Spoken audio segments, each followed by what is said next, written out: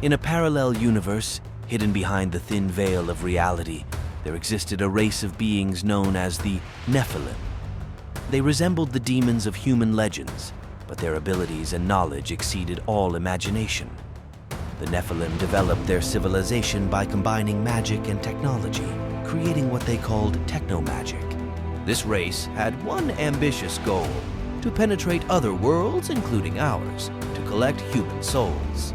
The souls served as a source of powerful energy, which they accumulated in magic stones.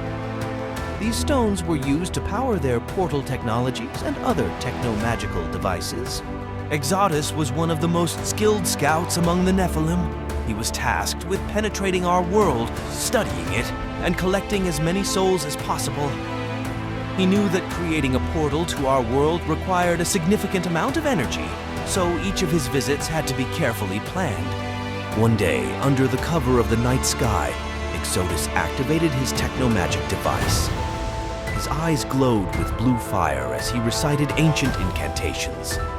The space in front of him began to crack and warp, forming a portal.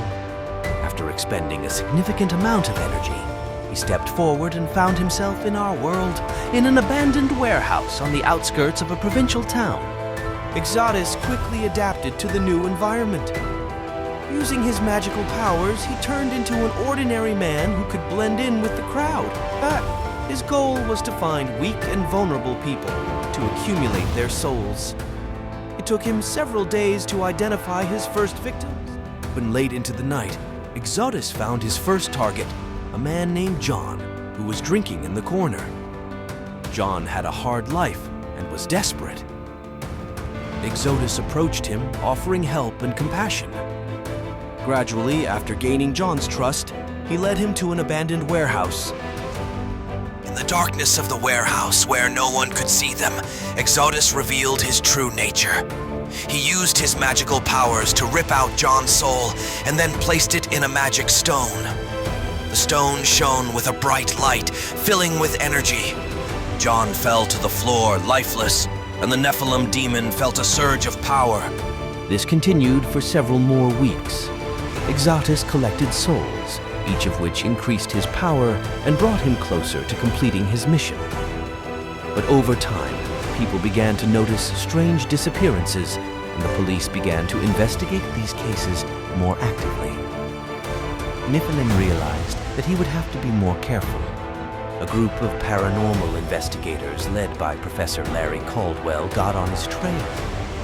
They sensed anomalous activity and identified the place where the energy was coming from. One evening, they approached the warehouse, equipped with special devices and magical artifacts. Exodus sensed the approaching danger when the researchers entered the warehouse. He tried to hide, but Caldwell was prepared. In the professor's hands was an amulet that emitted light capable of stopping the Nephilim. Exodus felt pain and weakness when the amulet's light fell on him. "We know who you are," Caldwell said, "and we're not going to let you destroy our world." Exodus tried to resist, but his strength was failing him. The researchers cast a spell that closed the portal and prevented him from returning home. At the last moment, as he was being absorbed by the light, he saw his magic stone fall from his hands and smash to the floor, releasing the energy of the souls he had collected. Sensing that he had lost, Exodus disappeared in a bright flash of light. The portal closed, and the anomalous energy disappeared with it. The city became calm again, but Professor Caldwell knew that this was only one of many threats. The world of parallel dimensions hid many dangers,